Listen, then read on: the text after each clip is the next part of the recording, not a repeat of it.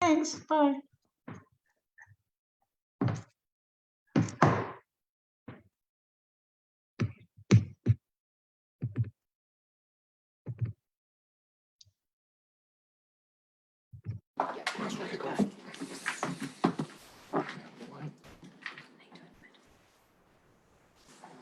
You'll go.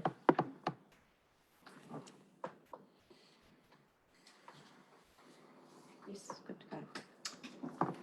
Right, welcome everybody to Policy and Planning for Thursday the 10th of February.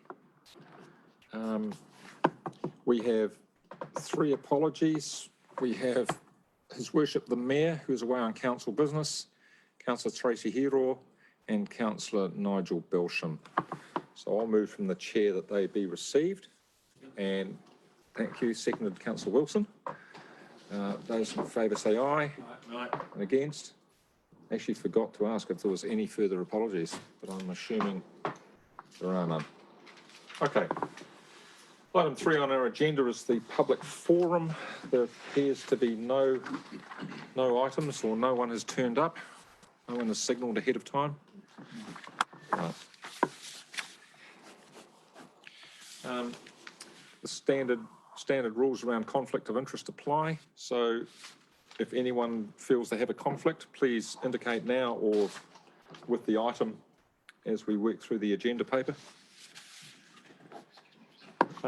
Order of business, no late items. Okay, so order of business is what we've downloaded in our order papers. So, confirmation of minutes from the last meeting. So we go to page 5 on the electronic agenda. And if anybody would just like to indicate any changes or amendments. So starting in page 6,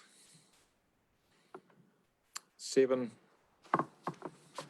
8, 9, 10, and 11, 12. 12 is it. So for those of you online, anything you wish to raise, any changes? We'll endeavour to keep an eye on you all. Okay. Chair, just sorry if I may, 10 little things, just a typo. Resolve minute number 21 PPL 033. It's got Gordon Wilson carried. It's just a typo. Issue on number 10. Oh yes, I see. Nothing to affect the outcome of those minutes. Just a double up.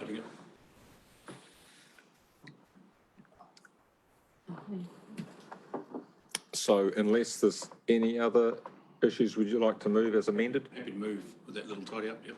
And a seconder. Thanks you, Councillor. There we go, Lambert. Having a blank. Right. Those in favour say aye. Aye. And against? Carried. Right. Item 7, which is follow-up from the previous meeting. So we're starting on page 13. Follow-up actions. Who's leading us through this? I can Carol? lead you. As normal, we're happy to take any questions about any of them, noting from this morning's meeting that you want these to be numbered in future. So we'll be doing that for all the committees and council. And just that very first one where there's talk about a housing workshop, that's arranged for the workshop on the 17th of February. So Jaime will be presenting at that. But happy to take any questions on any of the others if you have any. The others in the room and online. Kath, and you're on mute.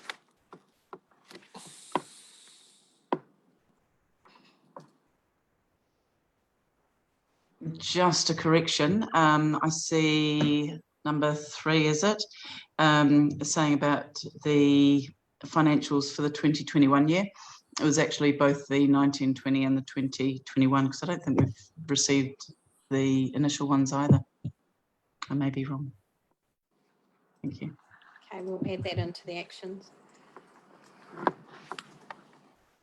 Thank you, Kath. Did anyone else online have any queries on this one? Not so far. Do we want to just go through, like Councillor Wilson did on assets? Number 2 was closed. Number 3 we've just dealt with. 4. What's happening on this one, Carol? Perhaps Jen could provide some update if there is any. It's got your name, please. Sorry, what time was that? The Harvest Festival.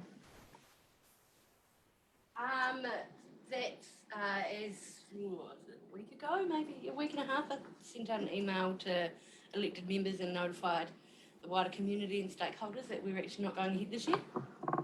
And I think, and also the Scarecrow competition is now being held. Yes. Part of that. Library. So staff have a process to figure out unspent funds that are coming back and ones that can stay out? Yes. Yes. Yeah. Brilliant. Question on that, Chair, if I may. Yes. Is there a policy on those unspent funds? Do they automatically transfer over?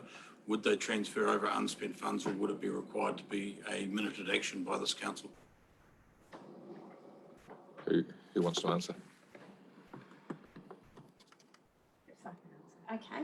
Do you want to take a seat at the table? Why would you be in the mix? My suggestion would be it would need to be an action that the committee would need to put those through to the next year if there were unspent funds. That would be my I'm looking at my colleague here to. That would be my instinct. Yes. Supplementary to that, is that an action that would take place at the end of financial year? And how would we ensure that that was captured, that action? And answering that question, Mayor? Go, yeah. It would be just helpful to understand at what point do we know what the underspend is? There is estimated to be not quite 31,000 unspent. So that's estimated, but at what point will we know? So the councillor's question is, what's the process really? And if we were saying we need to take to council, dear elected members, we've got $30,000 outstanding, how do you wish us to deal with this? And they'll guide us from there. It's really, at what point do we know what the number is? We're estimating 31,000 or 30,099. When will that be fixed? So we know exactly the amount we're asking of elected members. I would guess by the end of March, but at the moment I've overestimated what to use, what to spend in that as it is. So I'm fairly confident that's the amount that will be left sitting in that GL code. Right. So we could take an approximation to council to this. What would it come to this meeting? Yes, because this is where the MOU partners Yeah. funding sat, and that was the funding given to Project Marton. When Project Marton folded, the money came in-house to council, so it would be appropriate to come through. So with your permission, Mr. Chair, Okay. we would therefore take an undertaking from this meeting to advise this committee what the underspend is at our next committee meeting. Yes. And then seek guidance from there. Yeah, absolutely quite happy with that, really not too concerned, Chair, and thank you for that guidance there. Not too concerned about what the actual amount is, because you will have, I'm sure you'll have some ongoing costs in promoting as much as you can on behalf of the community. Don't have a problem about that.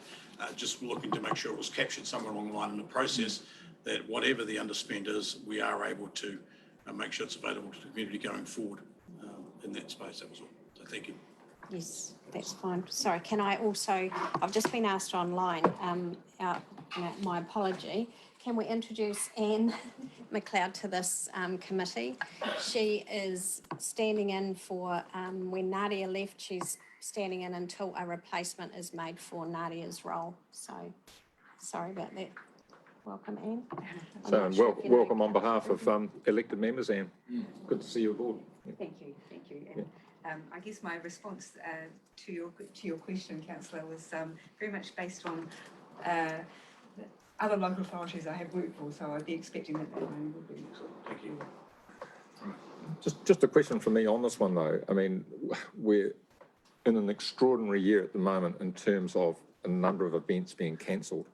But if you took the COVID scene out of the picture, it wouldn't be unthinkable that an event could be planned and for some reason be cancelled. So do we actually have a sort of even a rough guideline about how community groups that come to us for funding almost unwind their process so that we can be, you know, squeaky clean?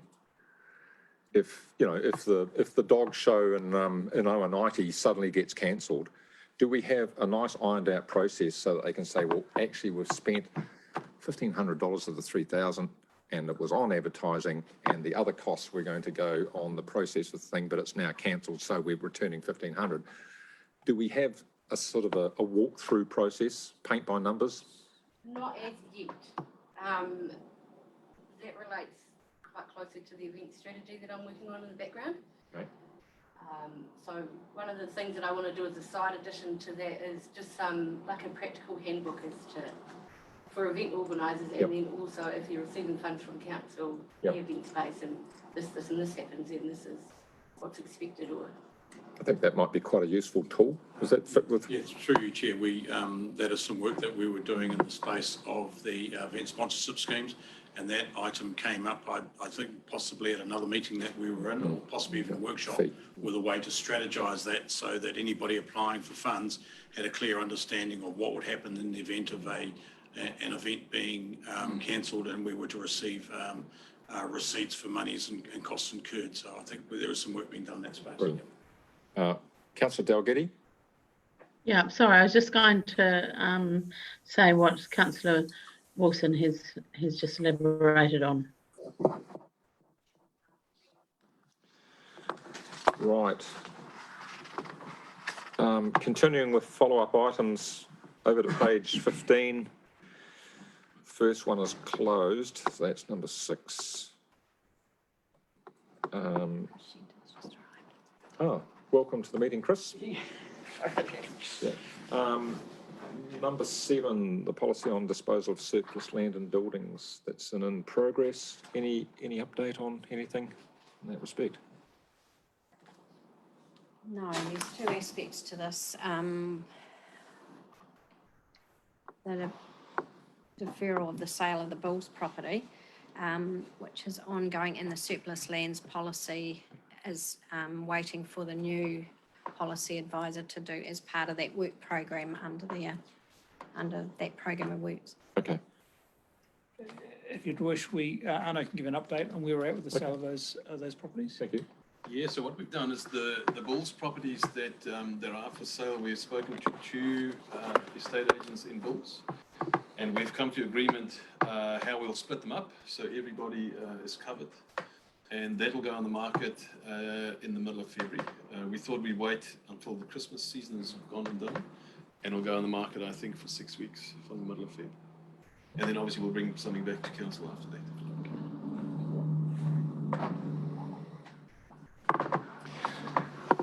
Chris, we're on page 15. Yep. No questions from online? Okay. I've just perhaps got a question with regards to what Mr. Bernardi has just said, and specifically relating to the policy on disposal of land and buildings requires consideration of cultural significance for Hapu and iwi. In your discussions with having that correspondence with the particular real estate agents, or whether or not they're going to be doing one each, or have we actually explained to these real estate agents where we sit with that significance? Are they aware of our policy for disposal of land, and so that they can be aware of in their discussions? Through you, Mr. Chair. I'm not certain. I would have to follow up with all the parties concerned and just tick that box. I don't know. If I may. The council determined the land that we're selling to be fee simple, therefore it is council's land. Yes. And if I recall correctly, and Carol, you may remember, that His Worship wrote to Ngāti Pari Wahawaha and Ngāwai ki Ngāti Apa, the chairs of both, to explain this is the process we were undertaking. And I don't recall there being an objection that we would necessarily need to take that any further. Yeah, sorry, Mr. Biggs, but that relates to that specific property, or I'm talking more about properties in general? If I recall correctly, it was on all the properties we were intending on selling. When I say all the properties, those that were aligned to Marton sale, if that makes sense. So the old information centre and the old town hall. Okay, thank you. But in a big picture sense, I would have thought that this cultural significance policy and the guidelines all happen before we'd even ever talk to a real estate agent. Yeah. That would be sorted in-house. Yeah. Yes. And then it'd be a stop-go, and then it would go. Yes. Yeah. Yeah, and that's what has occurred exactly Brilliant. as Mr. Biggs. Thank you. Yeah. So dare I say that there's a policy then, is this about, does a policy need to change? I'm sorry, Mr. Chair, for crashing a meeting on this one, but, No, that's fine. I just needed, because the wording on that second column in is policy, blah, blah, requires consideration of, and that would be a policy change. And it's in-house, and so we've got some work that is Going to be Is done going to in the proceed future, and it will in the be future. cognizant of that. I think this one seems to have sort of got marred by the two issues. Yes. So perhaps if we are going to report on again, we'll split those out with the update that Mr. Banani's given. That's fine. If we've finished on this one, and the last one is the traffic and parking bylaw, and that's to be reviewed in 2022, so that's just future work. That's right. With George's resignation, we're recruiting at the moment for our corporate planner. We've renamed it, and it's already on the program of bylaw reviews. Okay. So would someone like to move that the follow-up action report be received? Thank you, Councillor Lambert, and seconded by Councillor Wilson. I'm sorry, Councillor Dalgety, I missed you there. Is that a question, or were you seconding? Seconding. Would you like to be on the board on that one? Absolutely. Yeah. Okay, Councillor Dalgety is seconding. Those in favour say aye, and against, carried. Right. Item 8, my chair's report on page 16. Look, I'll take it as read. I'll move from the chair that it be received. And I'll just call for a seconder. Thank you, Councillor Wilson. Has anybody got any questions? Otherwise, we'll move on.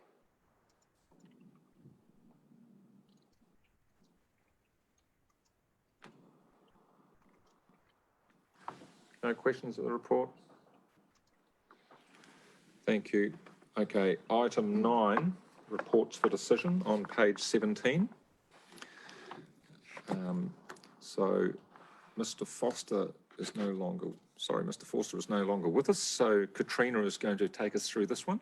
She is placeholder. Okay. Thank you, Mr. Chair. So what you've got in front of you is a reviewed rates remission policy for Māori freehold land. The review of the policy is being triggered as a result of legislative change. So effectively what we've done is we've updated the policy to align with those required legislative changes. You'll see in section 2, the bullet points really highlight the key parts of change in the policy. It has been through our Te Raukawa Hika committee in both October and December, and they've recommended it to Council for adoption for consultation. We are required to consult on this policy to make the amendments, and we're proposing to consult on it alongside the rates remission policy itself.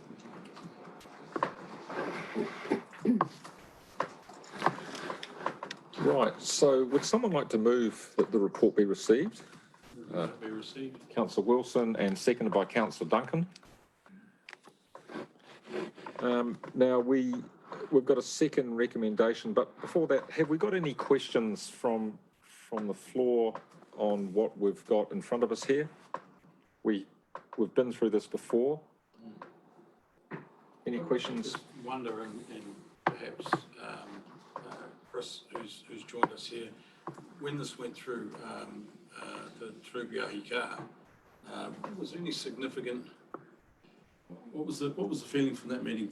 I mean, obviously, it's gone through Trubiahi car to come back to us to recommendation. I'm just wondering what the feeling was from the committee. Was there anything there?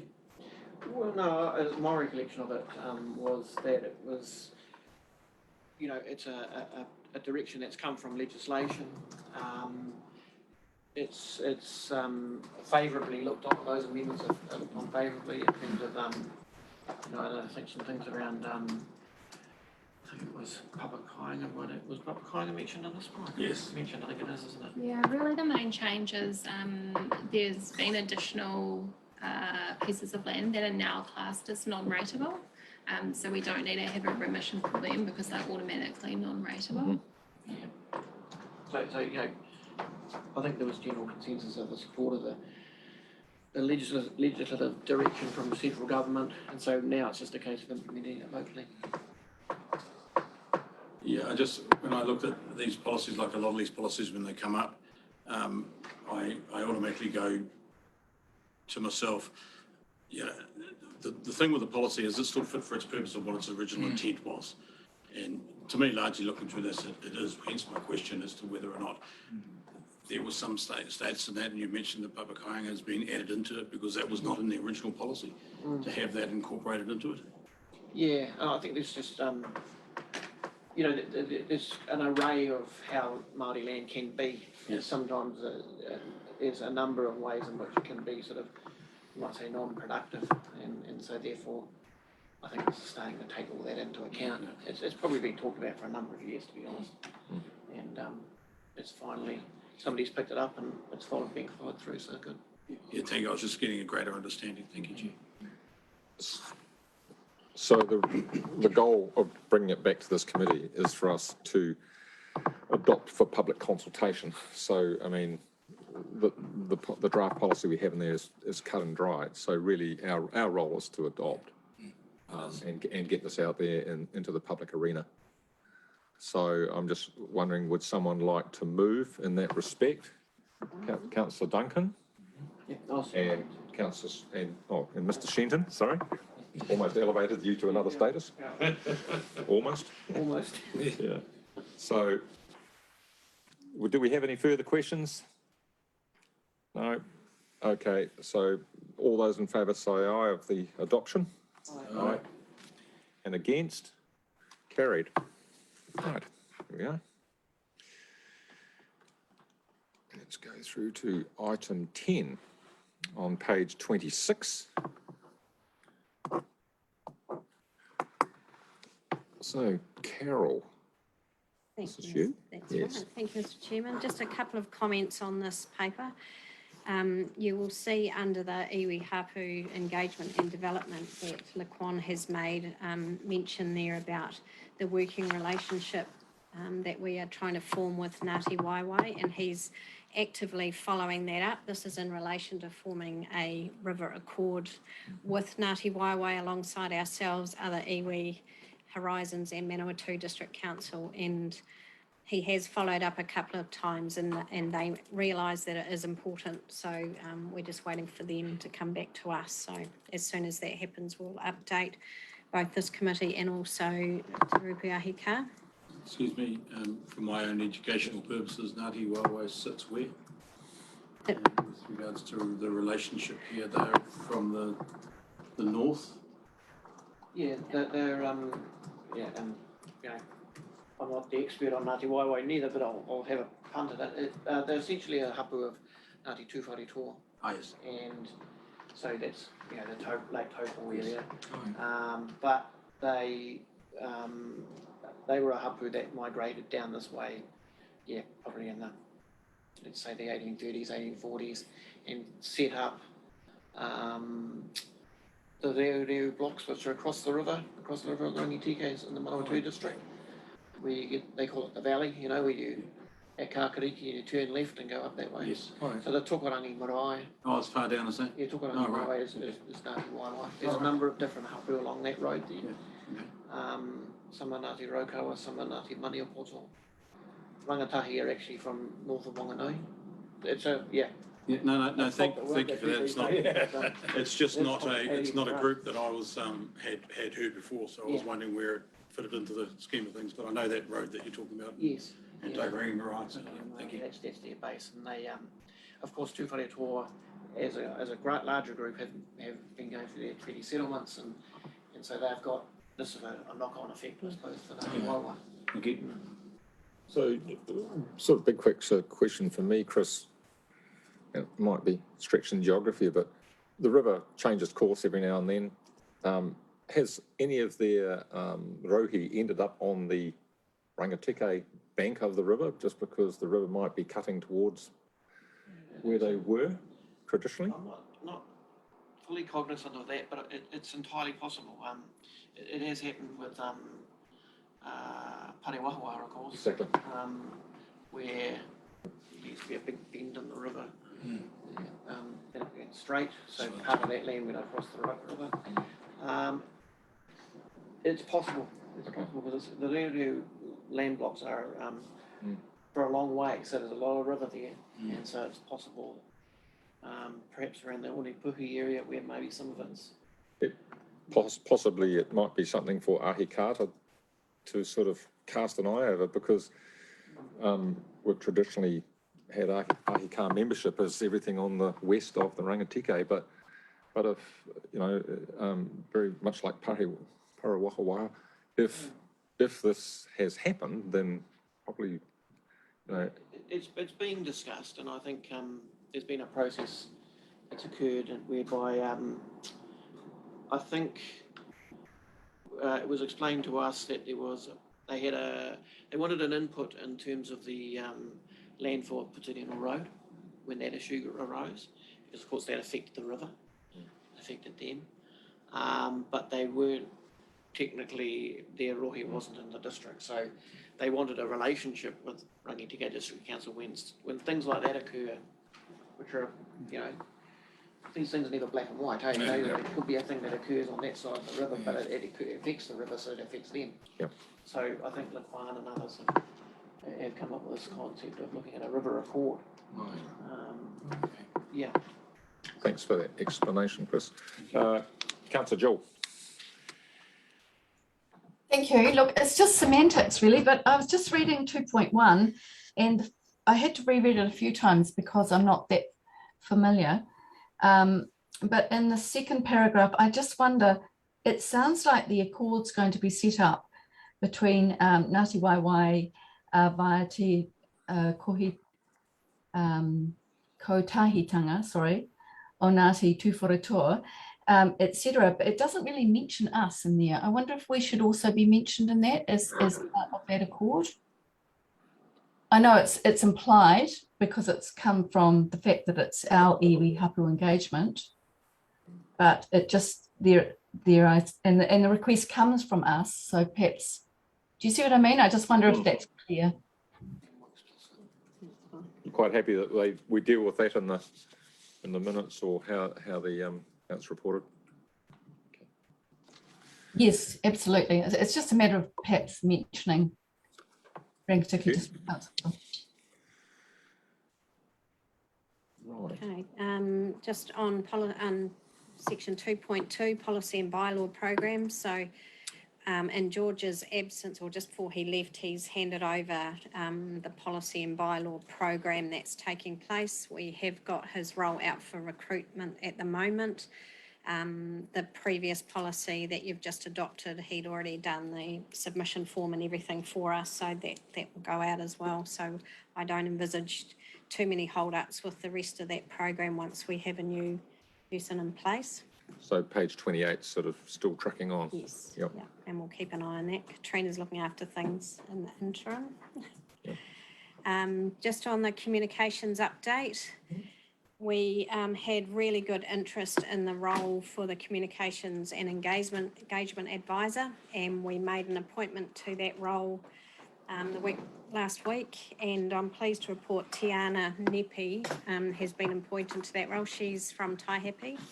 She grew up in Taihape, moved to Auckland, has been doing marketing, comms engagement for quite a number of years, and moved back to Taihape. So It's really pleasing to have her. She's got a strong marketing background as well as comms and engagement.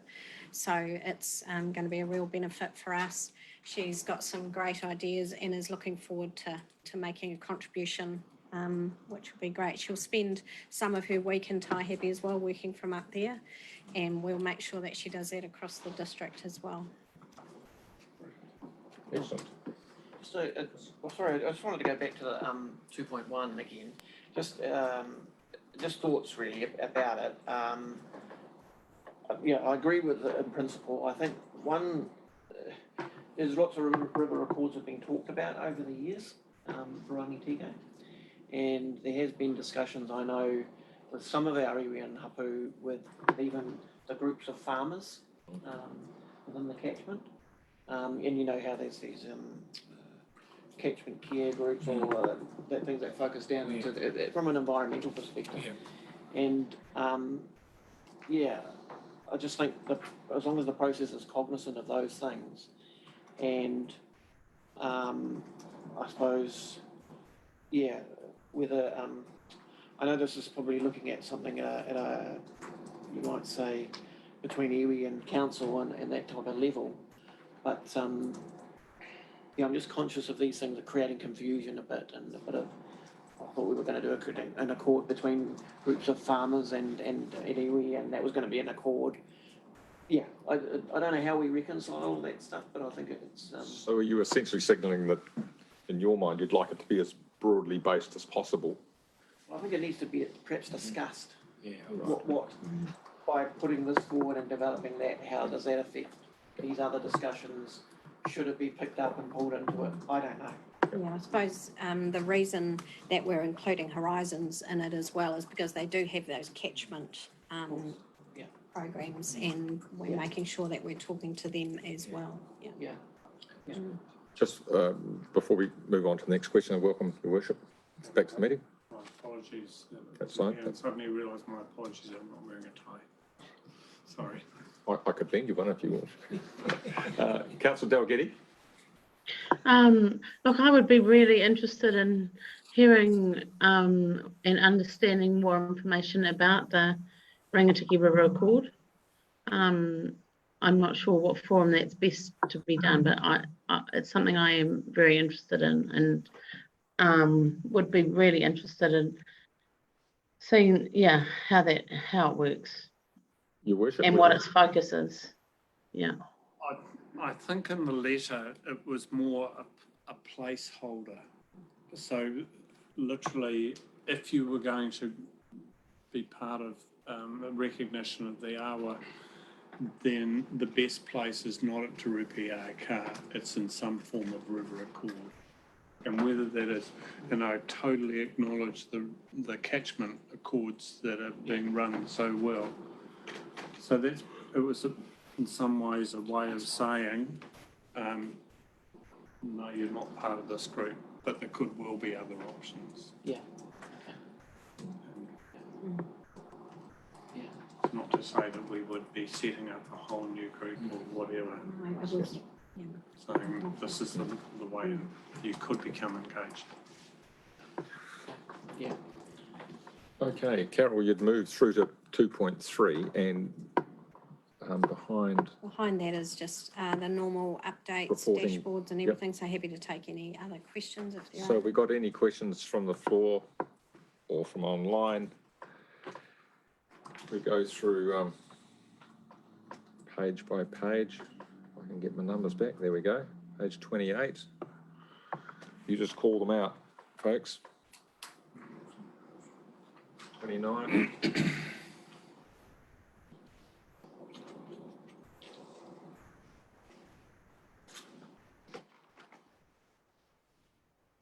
Anything that you'd like to highlight that's that the staff might like to highlight? Just noting that we didn't have media articles during January. That's purely because of staff shortage, but we'll recommence that from February. Chair, I just note somewhere in the, I may be jumping a little bit ahead, and please tell me if I am, there was comment about Tamata Pihi had a wedding. Am I too far ahead of myself there? It was a media article. Was there actually a wedding at the venue? Was it? Do we know how, not so much how the wedding went, I'm sure they're a lovely happy couple no matter who they are, but did we have any feedback as to how the building had performed? Was there any feedback on that? Now, Page 39, not there yet. Right, way too ahead of myself. Save that question for later. Yes. Yes, that was the next report. Yeah. Mel can answer it in the next report if that's all right.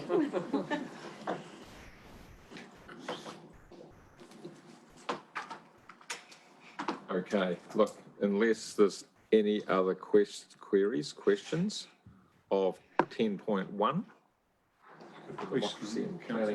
Councillor Duncan. Oh, Jill?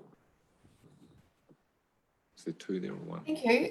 It's not really a question, it's just bringing up the fact there does seem to be a new Facebook page newsletter community development group, they're calling themselves, in Taihape. And I'm just wondering if our comms are aware of that and whether that's the sort of thing that they would then engage with, given that other newsletters and web pages that have been developed by the Community Development Trust are no longer operating.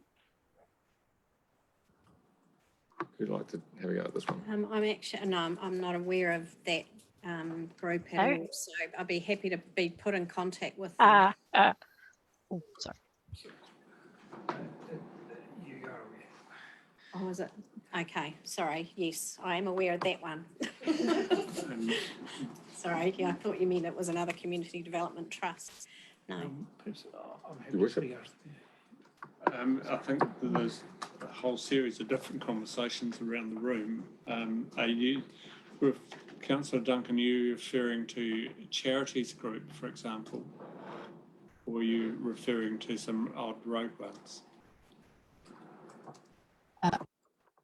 Sorry, I didn't hear the last bit. Charities group or what was the other one? Or some other group? Yes, I think there was an email that came out that, and I had comment was made at the Taihape Community Board meeting of this new Facebook page and promotional, put itself out as a promotional web page, and they spoke about it quite positively. And then since then I've had various other communication that suggest that maybe we should be definitely looking at it. But I just wondered if there was any, I just wondered if there had been a conversation or any information brought to us formally around engaging with this group. Look, I think that's probably a discussion that's best taken offline. So we absolutely understand. Thank you. I've done that from his worship. Okay. Thank you for that, Jill. Okay, where are we up to?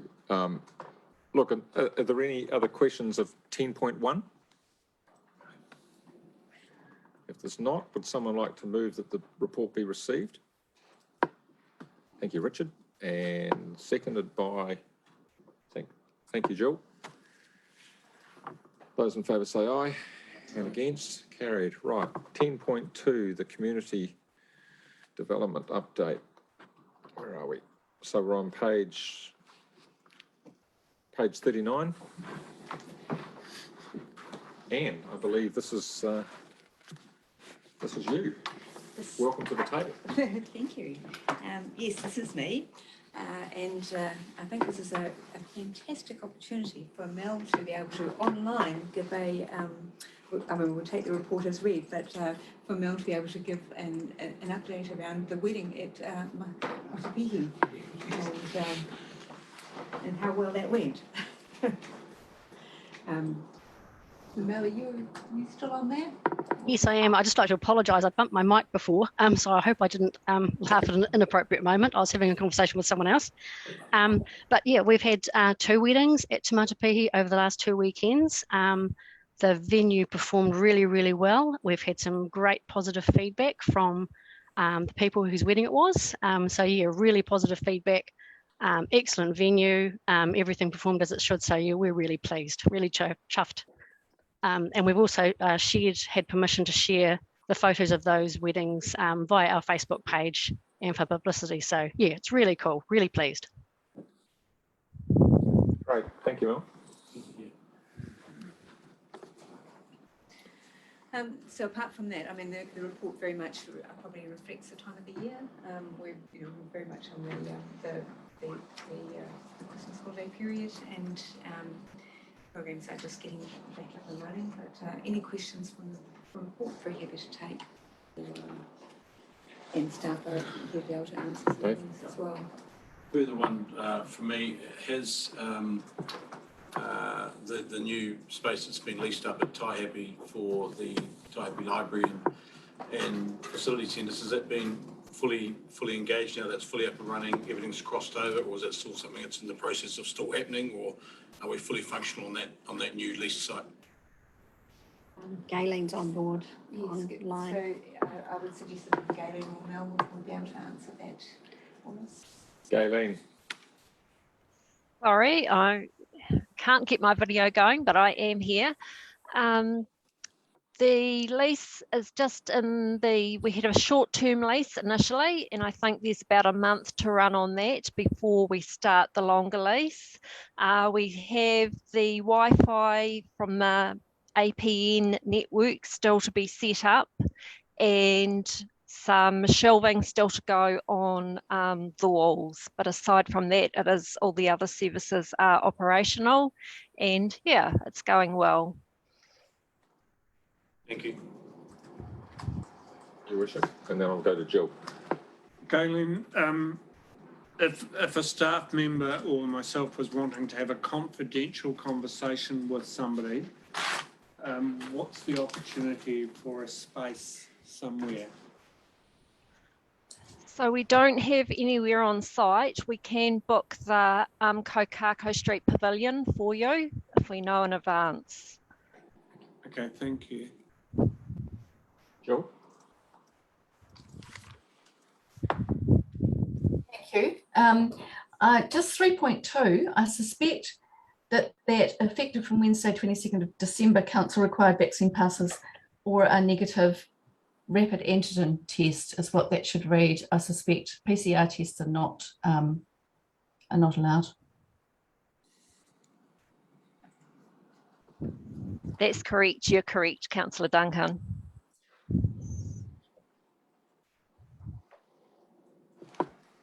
Right, further questions of the report? As I noted in my chair's report, a considerable chunk of our youth council from last year has gone off to further training, which I think is either a real vote of confidence in our selection, but I suspect it's not us that selects. But at what stage do we look about recruiting more members for that council? What's our process, Your Worship? It's open now. Yes, it is open now, and I believe I've got to speak out louder for your speakers. Now I've discovered where they are. Yes, so you'll see in the report there's actually a link through to the application process there, and hopefully we'll be recruiting new members very soon. So I would be encouraging anybody who you think would be a good councillor to be making an application. So this is where we rattle the cages of those groups, especially our schools, Tas and Rangitikei. Absolutely, they don't have to be at Tas or Rangitikei. The word is out there now, but it is literally a case of waiting until those schools have gone back to be able to have some sort of interface with them. Yeah, like that's Kelly's room. Jill, you have a question? Yes, thank you. I just not to be a pain, but I just, that link there, it would be great if it was live so people could just click on it. Page. On page 40. Okay. Oh, down the bottom. Yep. It is on my screen. So we'll note that for future reference there. Okay. Any other questions of the report? One for me right at the bottom there with regards to the Harvest Festival, Chair. 6.3 says, should COVID settings permit, pop-up activities may be available, may be able to be organised at short notice to celebrate harvest within the community. So is that, Jen, is that your, what's envisaged in that? Should it be appropriate? What's envisaged? Through you, Chair, in the spirit of full disclosure, that's a very ambitious statement. But so, I mean, if we get the opportunity to be able to do something on the village green or in line with the giant pumpkin veggie competition and the scarecrow trail judging, then we probably should capitalise on it if we can. That's essentially. Or the homebrew competition. So it's a very big part of the Harvest Festival. No conflict there, is there, Councillor? So I digress. Thank you. Welcome. Jill, I note you have another question. Yes, last one. Thank you. Just 3.6. I'm pretty sure, actually, I'm pretty certain that the supplying takeaway activity packs for primary school age children hasn't reached Tai Happy. And the last time this was mentioned, they were not getting activity packs either. So that was the middle of last year, I think, for one of those holidays. So I just would like to just to point that out. That would be great if it covered all the libraries. Mel, I think we'll be able to comment on that.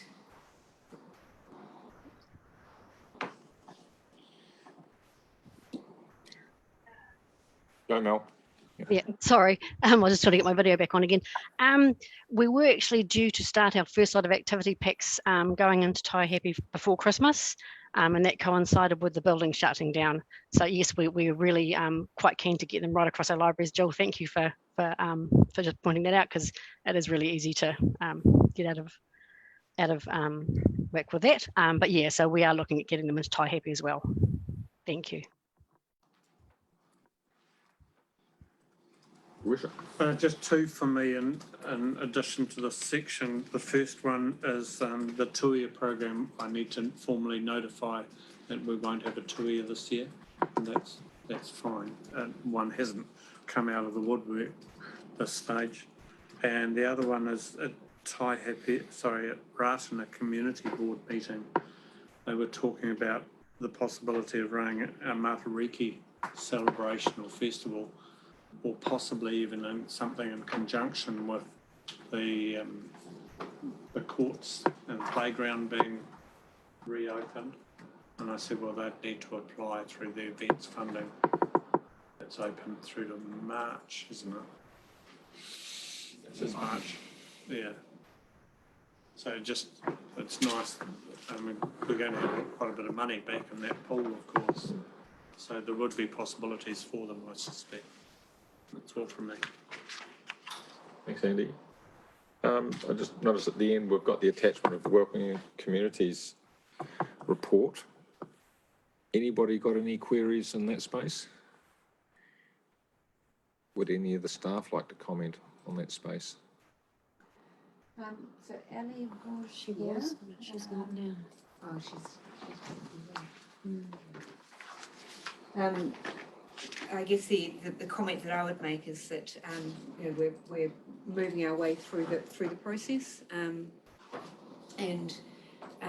so we've certainly got through the first steps of it, and you know,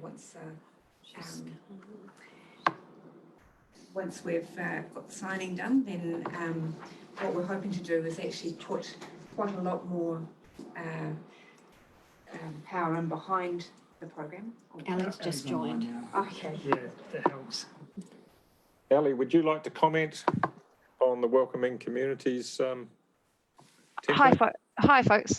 Yes, I'm happy to. I'm sorry, I had to jump off. I was listening in and I jumped off. I had a personal call come through, but can somebody repeat the question and I'd be happy to speak to it? Or was it just a general request for comments? It was just a query from myself as chair, and it was around a general update.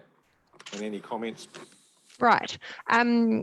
Yeah, so obviously when I wrote the report was a couple of weeks ago. So where I'm at now is still doing a lot of face-to-face outreach in the community, reaching out to businesses who employ migrant workers. I'm getting in touch with leaders in the Samoan community. I'm liaising with my counterparts in Whanganui and Palmerston North about any potential to collaborate on crossover, because we have some people working in our district who live in those districts, or vice versa, or going to school over in Palmerston North. And more or less over the next few months, I'll just be popping up here, there and everywhere, trying to create as many opportunities as possible for the community to engage with welcoming communities, and yeah, just really focusing on this information gathering exercise to try and understand as much as I can about what's happening in the district and start working towards that welcoming plan. Sorry, I just realised I don't have my video on. Yeah, fine. Hello, here I am. And what I was going to say before Ali got back on too is that over the next 6 months we'll be putting a lot more emphasis on the program as well. So we've got an opportunity to put a bit more resource into that area, and to sort of quicken up the process. So of developing the plan. Interesting that you talked about the migrant workers or the transient workers. How are you going to tackle the group of people that have bought a house somewhere and have moved in and effectively are under the radar because they're just feeling their way in a new community, and they might be retired or they might be working from home, might be on online based businesses? Very good question. I hope that although they may be under the radar with our sort of council hats on, they're not under the radar with other members of the community, and perhaps they've got connections who might point me in their direction. But that will basically just be a test of how good my community engagement skills are and whether I can reach those corners of the community. So I'll do my best, but I'm always welcome for any recommendations or anything anyone hears of, to flick me an email or a message any of the appropriate ways, because any insights at any point along the process are really valuable. So yeah. So community development trusts used to have welcoming packs going out to people who bought a house or a business, and it was distributed via the real estate agents. Yeah. I guess there might be some privacy issues about linking directly into those names and addresses, but would that be a good first port of call? It certainly would, and I'm just making a note of that. The welcoming packs is a topic that comes up a lot and is a very obvious initiative to basically be on the welcoming plan ultimately. So because I sort of already have that foresight that we need to get something kind of back up and running there, that will be one of the things that I'm asking the community along the way. When you moved to Rangitike, what would you have liked to have in such a welcoming pack, so that we really make those fit for purpose? But in terms of the people who've received them prior, I think you might be right about the privacy thing, but I can certainly reach out to real estate agents and ask them to pass my details on behalf, and then if people come back to me, then that might be the way to do it. Kath, you had a question? It's all right. I think I had it answered. I was just wondering how it may differ with migrant communities, and where the connection with any pastoral care given by the employers might sit. But given this is obviously much broader than just the migrant communities, then yeah. Yeah. As far as the pastoral care goes with employers, I am talking to the employers to understand what they're offering on that side of things as well, because there may be opportunities to strengthen any efforts there, or bring consistency between different organisations so that people coming into the community, no matter where they're working, have a similar experience.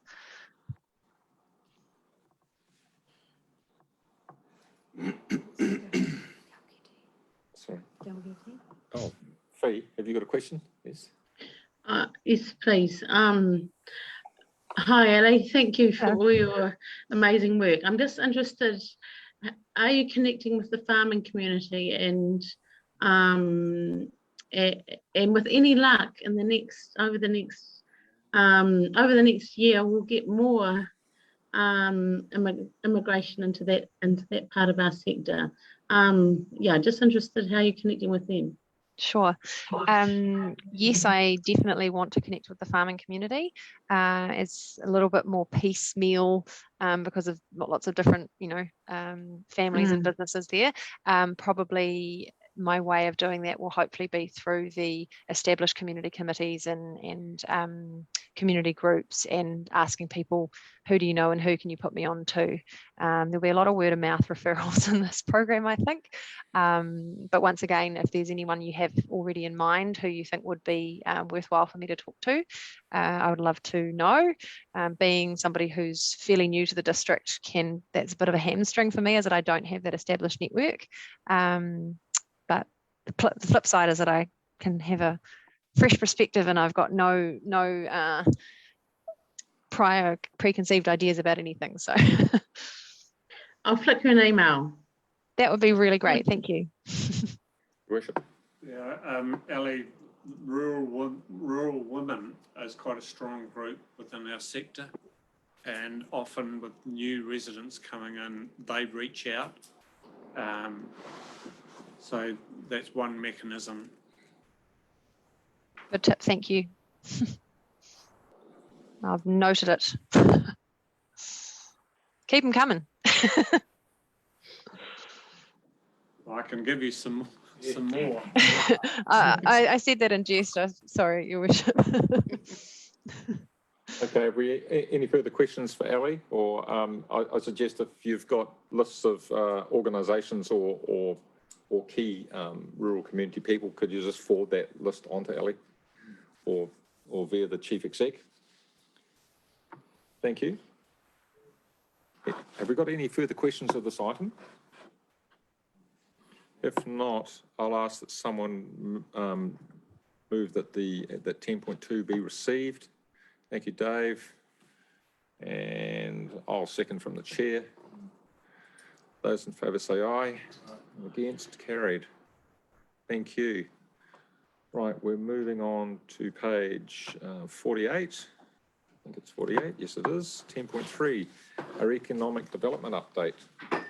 Welcome to the table, Jaime. Thanks, Brandon. I'm assuming we take your report as read, but would you like to comment on any any highlights within it? I'd just like to update point number 4 to bring to your attention that since the report was written. And Jaime, could you speak up? I think the people online struggle to pick up on you. Yes, I've heard that before. Thank you.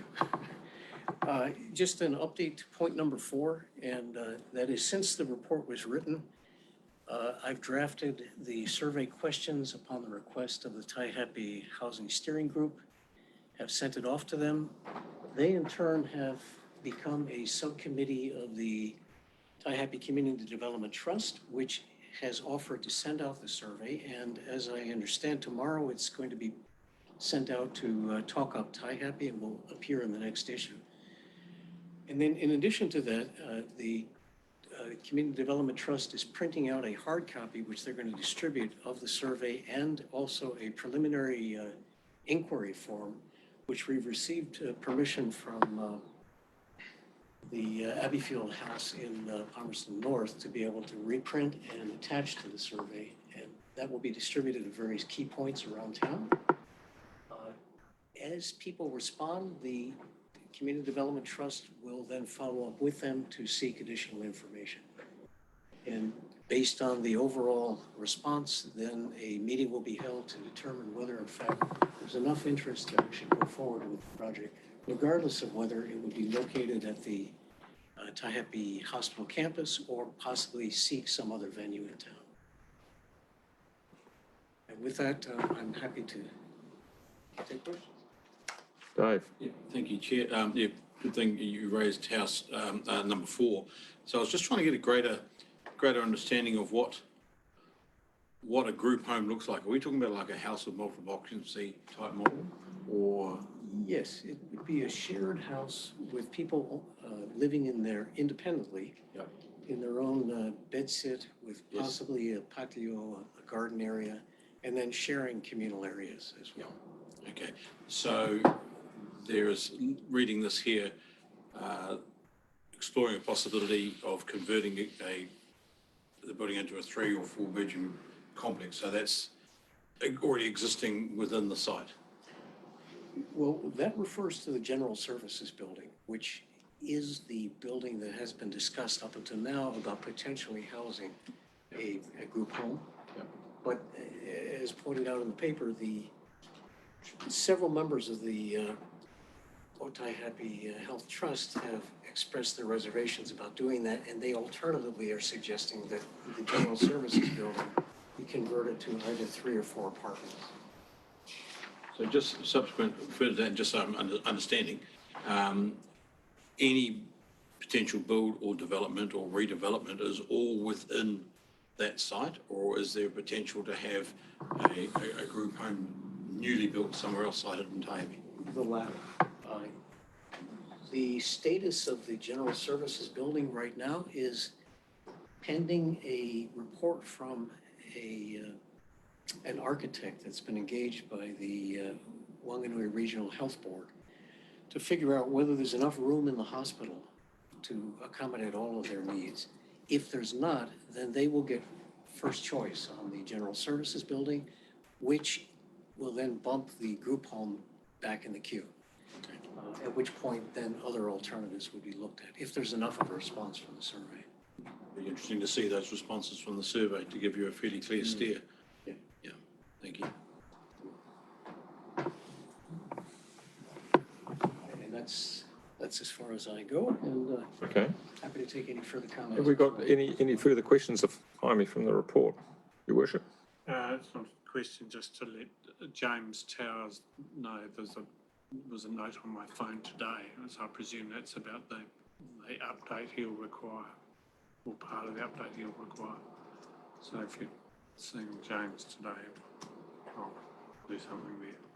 That's the way your target program works.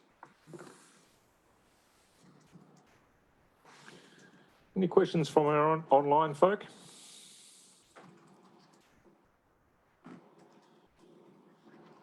No?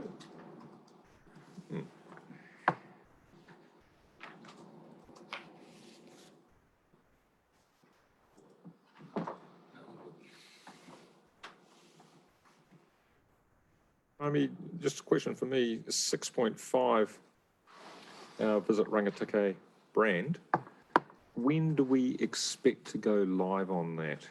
Or are we already? I'm going to defer to my colleague Jen, who will answer that one. Technically, it's live. It's just been a bit of a slow upside down, back to front process.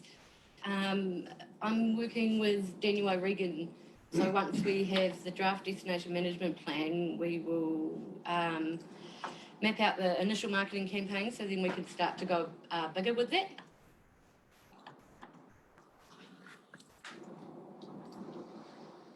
Okay, so it's Similar 6.5, and to Jen while she's standing. So that the design and everything, when you go live, it will encompass the explanations of its design that we're seeing here on the paper, because I think that's really important, that people understand where it comes from and how it's evolved. Yeah, the first initial lot of marketing content will actually encompass the story around the building of the hour and the district as a whole. Yeah, thank you. brilliant.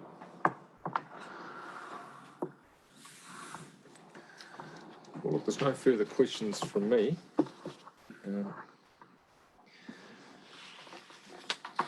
Okay. Have we got any other questions from the floor?